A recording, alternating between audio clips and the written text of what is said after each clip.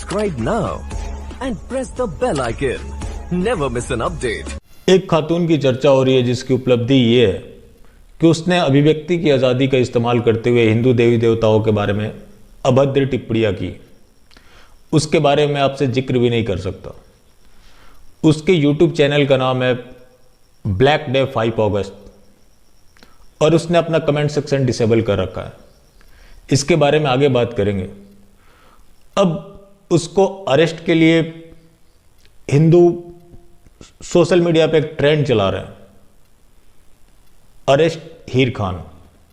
ठीक है, वो अरेस्ट भी हो जाएगी और उसको जमानत भी मिल जाएगी, क्योंकि हमारे कानून में इतने लूप होल्स हैं जिसका लोग नाजायज फायदा उठाकर सीक्वेंस में क्राइम हो रहा है। अब वो उसका कुछ दिन के बाद आप सुनेंगे, एक वीडियो आएगा जिसमें वो हिंदू भाइयों से माफ़ी मांगते नजर आएगी और वो बोलेगी कि मैं देवी देवताओं का बहुत सम्मान करती हूँ, मेरे से गलती से ये हो गई। और कोर्ट में भी यही बात बोलेगी और उससे जमानत दिलाने के लिए टुकड़े टुकड़े गैंग, लिबरल लॉबी सारे एक हो जाएंगे और बताने की कोशिश करेंगे कि उसकी दिमागी हालात ठीक नहीं थी। अब जिसकी दिमागी हालात ठीक नहीं है उसने अपना कमेंट सेक्शन डिसेबल कर रखा है। और ब्लैक डे 5 अगस्त का क्या मतलब है? भूमि पूजन। All India Muslim personal law board का ट्वीट आता है, वो हागिया साफिया का एग्जाम्पल देते हैं। एक इमाम बोलता है वहां मस्जिद थी, मस्जिद रहेगी, और सबके सेम वर्जन है। तो ये तो क्लियर है कि इनमें कौन किस लेवल पे खड़ा है ये मैटर नहीं करता। सबका एक एजेंडा है, भारत को इस्लामिक राष्ट्र बनाना है। दूसरी तरफ हिंदू भाईचारे की तलाश में घूम रहा है। ये जो घटना हुई है, ना ही ये पहली घटना है ना ही आखिरी।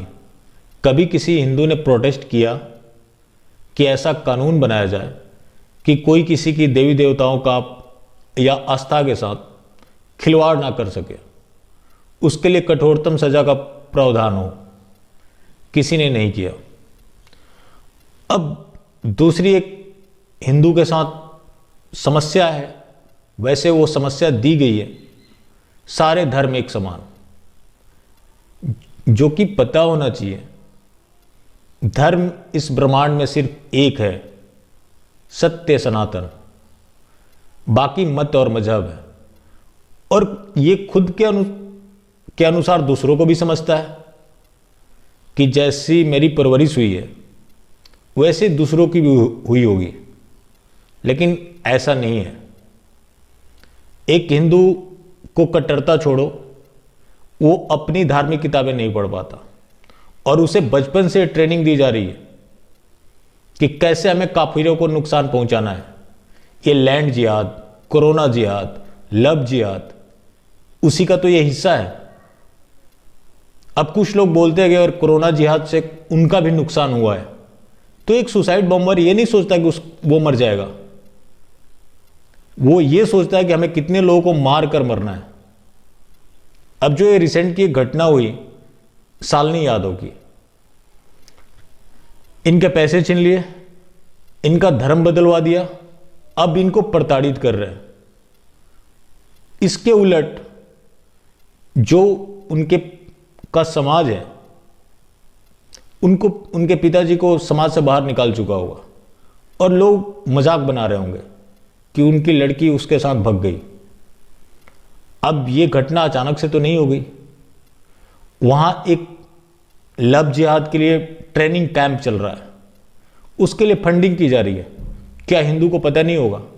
लेकिन हर हिंदू के साथ एक बहम है, हमारे साथ कुछ गलत नहीं हो सकता।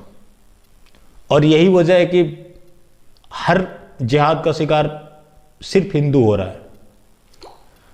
अब एक हिंदू इतना पढ़ लिख के सब कुछ समझ के ऐसे क्यों बना हुआ है?